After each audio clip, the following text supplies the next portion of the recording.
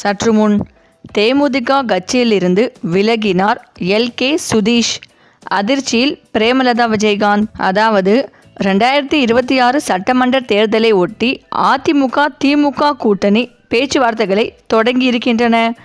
இந்த நிலையில் அதிமுக கூட்டணியில் தேமுதிகவை கொண்டு வர எடப்பாடி பழனிசாமி விரும்புகிறார். நேற்று ஜி.கே. மூப்பனாரின் நினைவு தின நிகழ்ச்சியில் எடப்பாடியுடன் எல்கே சுதீஷும் கலந்து கொண்ட நிலையில் கூட்டணி சுமூகமாக அமையும் என எதிர்பார்க்கப்பட்டது. இந்த நிலையில் எடப்பாடி பழனிசாமி துரோகம் செய்து விட்டதாக தேமுதிக பொதுச் செயலாளர் பிரேமலதா பேசியிருப்பது கூட்டணி அமையுமா என்ற கேள்வியை எழுப்பியுள்ளது. 2026 சட்டமன்ற தேர்தல் எடப்பாடி ஸ்டாலின் என இரு தலைவர்களுக்கு மிக முக்கியமானதாக பார்க்கப்படுகிறது. அதிமுகவை பொறுத்தவரை எடப்பாடி பழனிசாமி தன் மீதான தொடர் தோல்வி விமர்சனங்களுக்கு முற்றுப்புள்ளி வைக்க வேண்டும் என விரும்புகிறார். இரண்டாவதாக, தமிழ்நாடு முதலமைச்சரும் திமுக தலைவருமான மு.க. ஸ்டாலின் இதுவரை அடுத்தடுத்து இருமுறை திமுக ஆட்சி அமைந்ததில்லை என்ற குறையை போக்க தீவிரமாக காய் நகர்த்தி வருகிறார் என்பதையும் கவனிக்க வேண்டும்.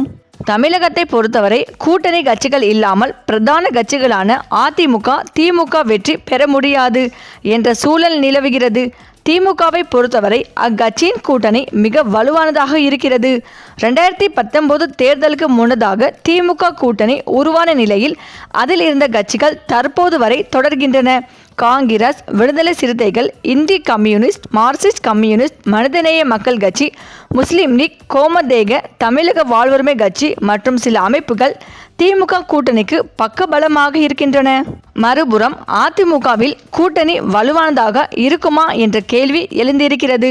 பாஜக அதிமுக கூட்டணி அதிகாரப்பூர்வமாக அமைந்திருக்கும் நிலையில் பாஜகவோடு கடந்த காலங்களில் கூட்டணி அமைந்திருந்த ஜி.கே. வாசனின் தமிழ் மாநில காங்கிரஸ், பாரிவேந்தரின் இந்திய ஜனநாயக கட்சி, ஜான் பாண்டியனின் மக்கள் முன்னேற்ற கழகம், கிருஷ்ணசாமியின் புதிய தமிழகம் உள்ளிட்ட கட்சிகள் சேரலாம் என கூறப்படுகிறது. பாமகவும் அதிமுக கூட்டணிக்கு வரலாம் என சொல்லப்படுகிறது. இந்த நிலையில் தேமுதிகவை கூட்டணிக்கு கொண்டு வர வேண்டும் என எடப்பாடி பழனிசாமி விரும்புகிறார். 2024 மக்களவைத் தேர்தலில் அதிமுக தேமுதிக கூட்டணி இருந்தது.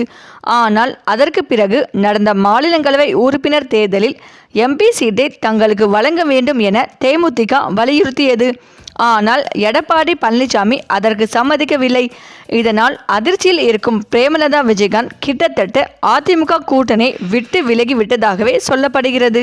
மேலும் திமுகவுடன் மறைமுக கூட்டணி பேச்சுவார்த்தைகள் நடைபெற்று வந்ததாக தகவல் வெளியான நிலையில் தற்போது பிரேமலதாவின் பேச்சு மேலும் பரபரப்பை ஏற்படுத்தியுள்ளது. ஜி.கே. மூப்பனாரின் நினைவு தின நிகழ்ச்சியில் பாஜக தலைவர்கள் கலந்து கொண்ட நிலையில் அதில் எடப்பாடி பழனிசாமியும் பங்கேற்றார். குறிப்பாக தேமுதிக பொருளாளர் எல்கே சுதீஷ் அந்த நிகழ்ச்சியில் கலந்து கொண்டது கவனிக்கத்தக்கது. இதனால் அதிமுக பாஜக தேமுதிக கூட்டணி உறுதியாகிவிட்டதாகவே கூறப்பட்டது. ஆனால் அந்த நிகழ்ச்சி முடிந்த சில மணி நேரங்களிலே அதிர்ச்சியை ஏற்படுத்தினார் பிரேமலதா விஜயகாந்த்.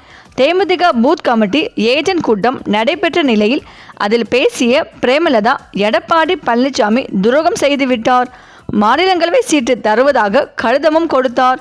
ஆனால் அரசியல் நாகரிகம் கருதி அந்த கடிதத்தை நாங்கள் வெளியிடவில்லை என பேசியிருந்தார். இந்த பேச்சு தேமுதிக, அதிமுக மற்றும் பாஜகவினர் இடையே அதிர்ச்சியை ஏற்படுத்தி இருக்கிறது. 2026 சட்டமன்ற தேர்தலில் வலுவான கூட்டணி அமைக்கலாம் என திட்டமிட்டிருந்த பாஜக, அதிமுக தலைவர்கள் பிரேமலதாவின் பேச்சால் அதிர்ச்சி அடைந்துள்ளனர்.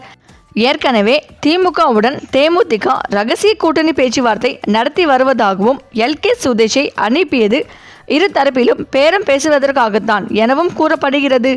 கடந்த காலங்களில் தேமுதிக இதேபோல்தான் அதிமுக திமுக என கடைசி நேரம் வரை பேச்சுவார்த்தை நடத்தி வந்ததாக குற்றம் சாட்டப்பட்டதும் குறிப்பிடத்தக்கது. இதனால் வரும் தேர்தலில் அதிமுகவுடன் தேமுதிக கூட்டணி சேருமா என்ற கேள்வியும் எழுந்துள்ளது. இந்த நிலையில்தான் அதிமுகவுடன் எல்கே சுதீஷ் கூட்டணியை விரும்பவில்லை. ஆனால் பிரேமலதா அதிமுகவுடன் கூட்டணி சேரலாம் என்ற முடிவெடுத்ததாக சொல்லப்படுகிறது. இதனால் கோபமடைந்த பிரேமலதா எல்கே சுதீஷ் மீது கோபம் அடைந்ததாகவும் இருவருக்கும் வாக்குவாதம் ஏற்பட்டதாகவும் சொல்லப்படுகிறது.